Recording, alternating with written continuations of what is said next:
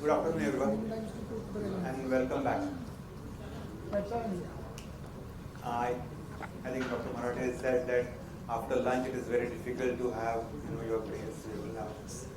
Now I'm still in a more tricky situation. I think this is the last lecture, technically the last lecture. So I understand. Initially in the morning you required one bell, then two bells. Now three bells are also not sufficient to call you back. So I'm going to keep it very simple, very short, and hopefully sweet. Okay.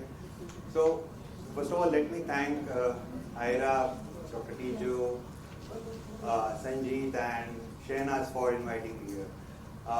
Maybe this is getting full circle. Dr. Rao started with saying, "Why am I here?" And in the same spirit, I'm not a pathologist, so the question would be why I am here. So I think the reason is, maybe there are two reasons.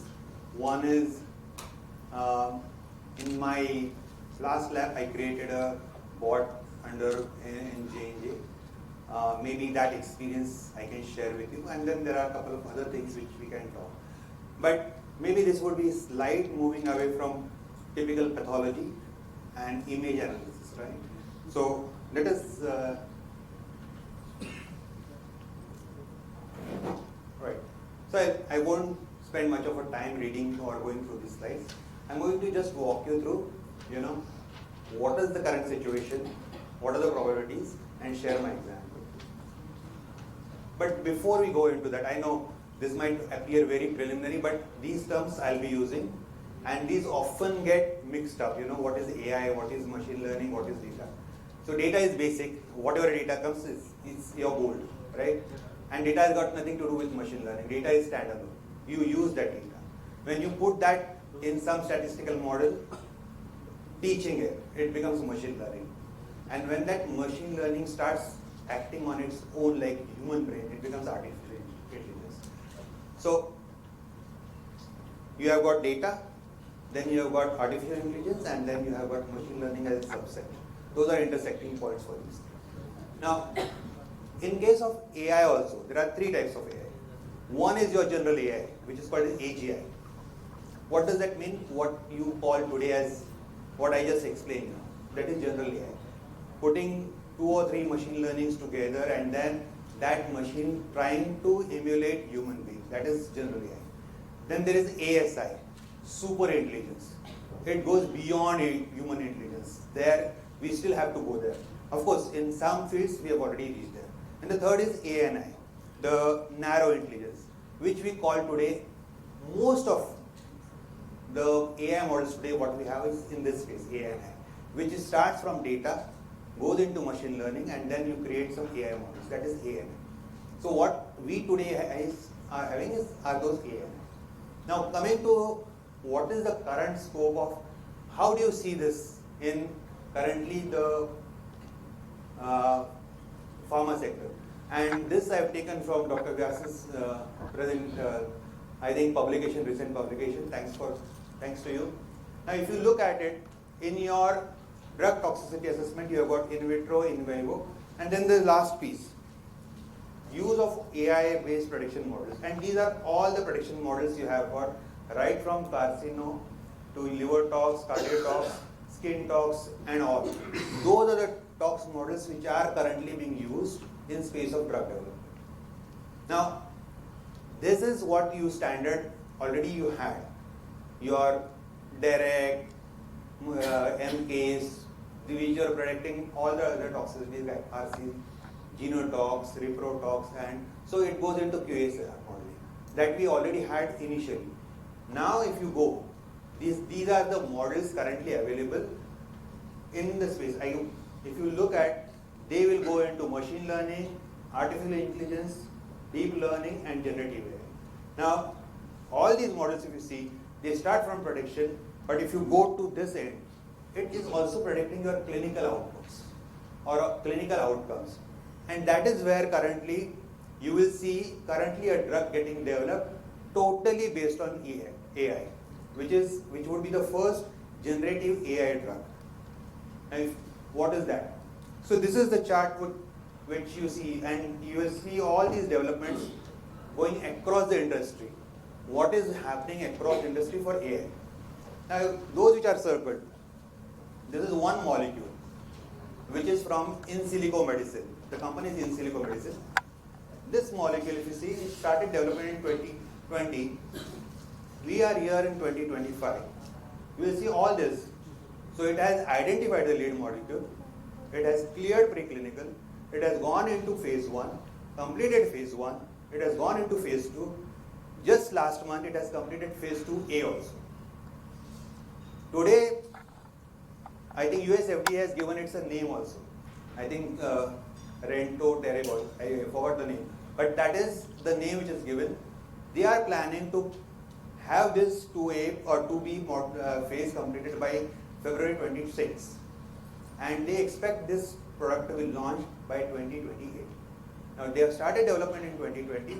2028 they are coming out with the drug. Somebody said in the morning we require 15 years. Now here is the molecule which is coming within 8, without till now no failure. So right from prediction, preclinical, clinical, proof of concept, everything has been cleared. Now that is the power of AI today, and that is going to be the first generative AI drug. Now, when I said why I'm invited here, so this is one of the what we created. Now this slide will tell you about what is the database we had and how it was used. Now I cannot run this bot today because of the compatibility issue. We just checked. Otherwise I would have shown how this bot runs. Now what was done was we wanted to create a robot for risk assessment. What we did was we had databases for one database for formulations, one database for ingredients, one database for toxicology database for all those ingredients, exposure matrix, clinical applications. All these databases were combined together. And when they were combined, we came out with the risk assessment, right from ingredient to the risk assessment. What is the hazard? What is the risk? What is the exposure? Is it safe or not? And this is done for all the ingredients. So the outcome was the thing which required say 4 days or 5 days for one toxicologist, it required hardly 15 minutes. And that was the outcome. Of course, it took 7 to 8 months for developing this bot, but once it was developed, the outcome is you are ready with a robot which can do the risk assessment within 15 minutes. Of course, that has to be validated by finally a toxicologist and signed off. That's a separate story. But this much efficiency is brought. Now always, once these bots are created or these AI solutions are created, there's always a question, is it going to impact my job? There's always an apprehension about all these tools. But I don't know how many of you know about this. There's something like Givon's paradox. It's a paradox which is very common in economics. So whatever efficiency tool you create, always the fear is you're going to impact the resources.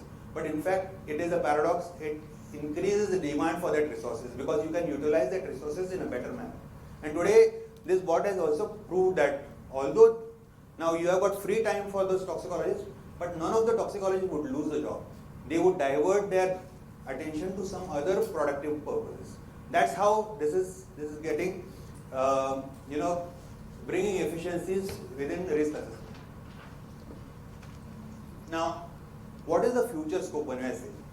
We just created that bot for, say, cosmetics. Now, coming to what data we have data for all these. We have got data for different drugs, we have got data for generics, we have got data for pesticides, we have got data for extractable leachables, we have got data for impurities. Now, if you curate that data and use these same models, you have got huge scope for coming out with models. You have got different studies, different animal species, different route, different durations, different doses. We can compile everything and then come out with such models. Now this can happen within organization, outside the organization, and I think Dr. Vyas mentioned that you need to have collaboration across different companies would try to help this.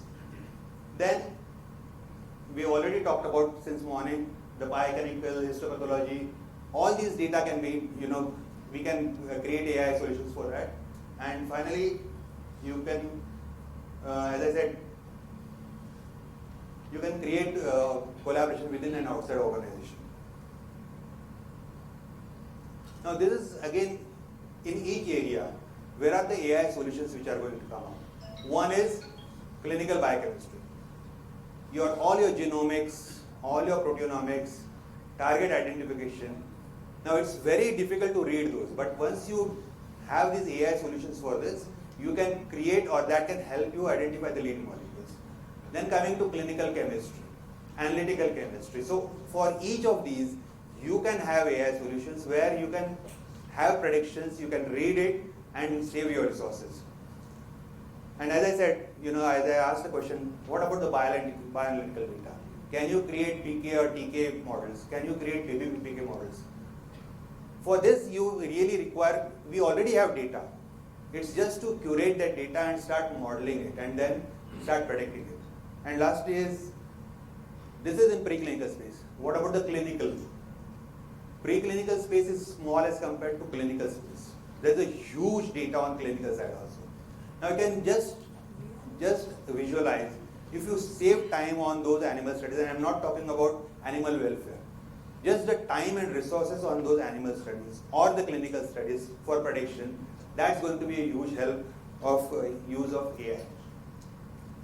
If you see, this is going to get published. This is a very recent publication which has just come 15 days back. This is April 25,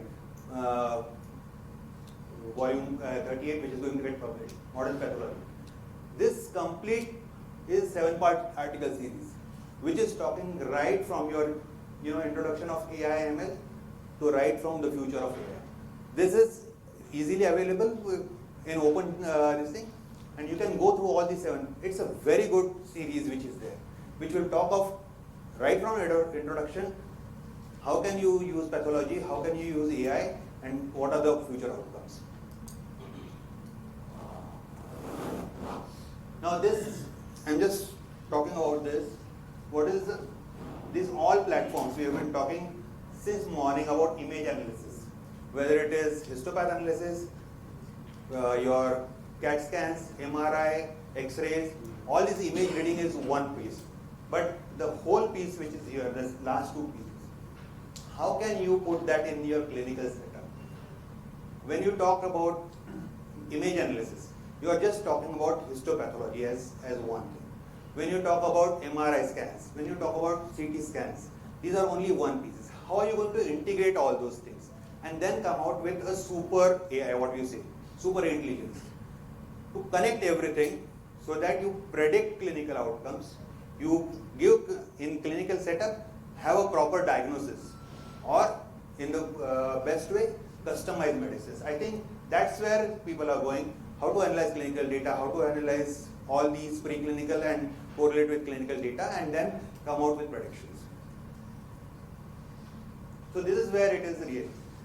You have got input layer, where you have got all your medical history, radiology, and samples, everything. Then your analysis, pre-analytical, analytical, and post-analytical, coming together. You have got pathology here in between.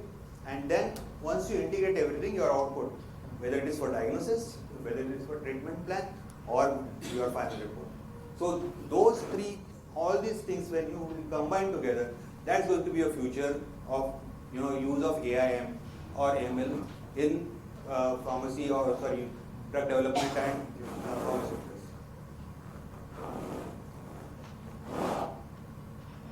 As I already said, within CROs, you have got huge data on leachables and extractables. Pesticides you can go, environmental safety. Now environmental safety is next big topic which is coming. Now what studies you have? Because everywhere now you require environmental safety for your molecules. Now are you going to start studying everything? You already have a couple of studies there, or not couple of, many studies there. Are you going to repeat those studies? So you can create the models for them, and within an organization you can have these models created. For individual companies, again, combination of clinical studies or tox studies. All these can go in your AI efforts. And then if you can collaborate within CROs, within the organizations, you can then start convincing the regulatory authorities. Now these are the couple of challenges we have faced during the report creation. We talk data is good, but data is also a problem.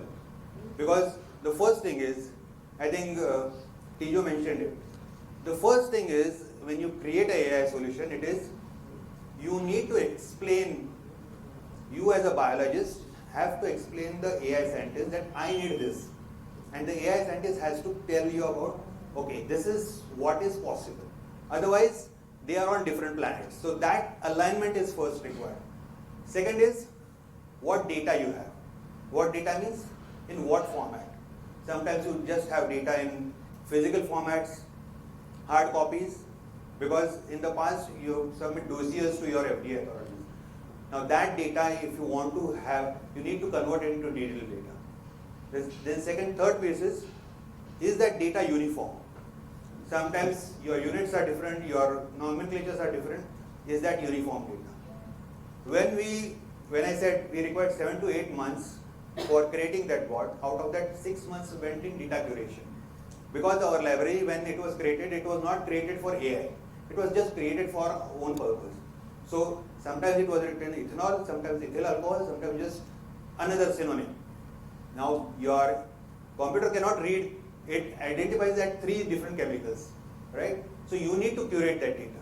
And it takes hell of a time to curate that data and validate it.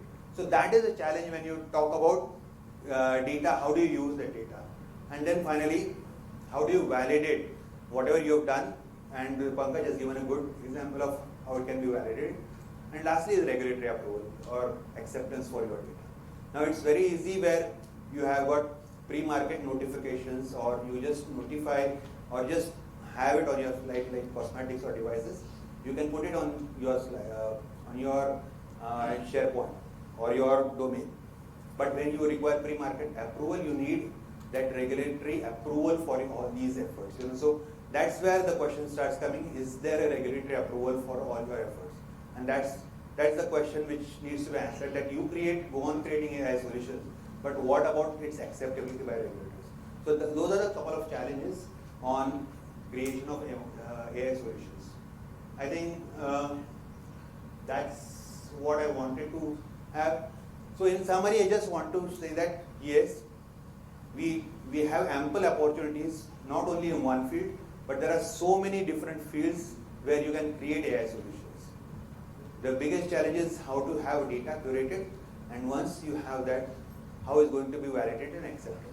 But you definitely have many opportunities there, and unless you start doing it, otherwise, if you don't accept the AI this thing, it is going to, the world is going to go ahead, you are going to stay back. Jobs are not going to go, you'll have to change your jobs. That means the way your jobs are done, but the jobs will be still there, and AI is going to stay. So with that, I just thank you. Thank you.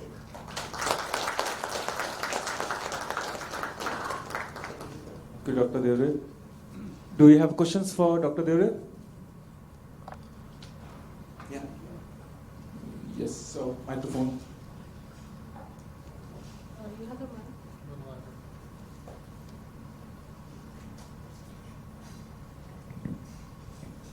Thank you, Dr. Deore. I just had one question. The data that you use, the database that you use to develop the bot, was it all internal data or was open source data also used for this? So it was both internal and external data. And then what were the databases, the external databases that you used? So when we created the toxicology database, it is all from the public domain. Right. So are there any names of these databases? So there are many sites or places where you can get data. Sure. Maybe I can connect with you offline to understand which Sure. databases. Thank you. Yes, sir. Even this bot thing is very interesting. I mean, we are also doing something on those lines. So I think the data curation piece you said is very true, and it's a big struggle. But of course, one can solve it.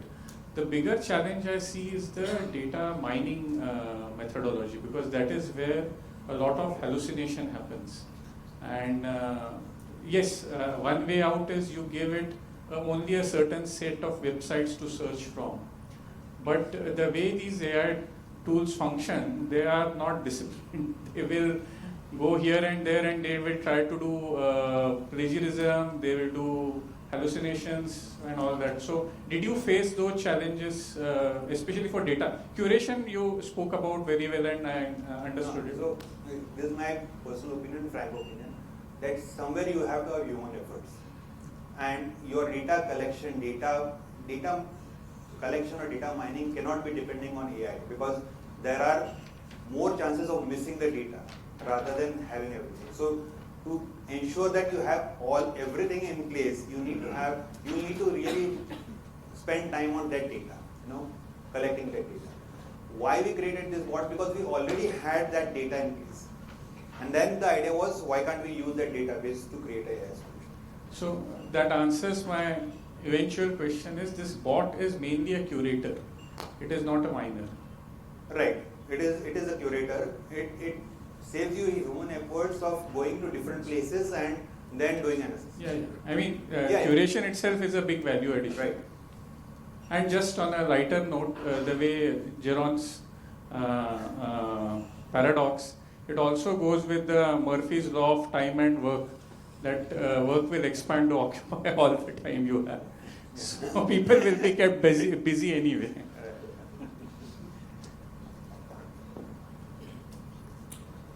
Thank you. Yeah.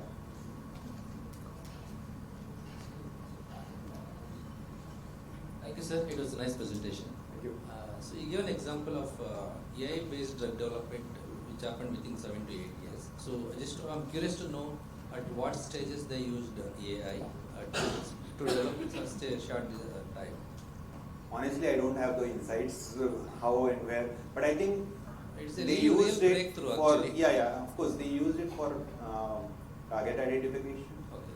Then of course they had a big library before choosing. So they must have taken into consideration the preclinical risk and the clinical risk, and out of those thousands of Is it an molecules, entire new chemical entity or a drug it's a completely repurposing kind new of thing? chemical entity. NC. Yeah. Thank you. Yeah. In fact, just a week back, Indian company Preclinical has discovered a AI-based new molecule which has gone into the phase 1. So Indian-based company discovered AI-based molecule gone into the phase 1. Just want to have more clarity on that. On what steps, like screening of the molecules or efficacy screening or how it is? I don't know.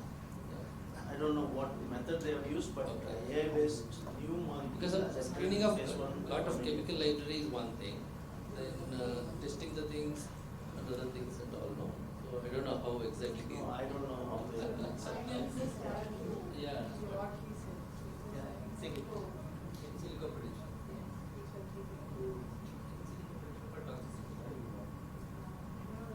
Including efficacy. So it's efficacy prediction, toxicity prediction, all predictions. But again, it's a risk, to win your prediction. So your AI has to be so strong that it has to give you accurate.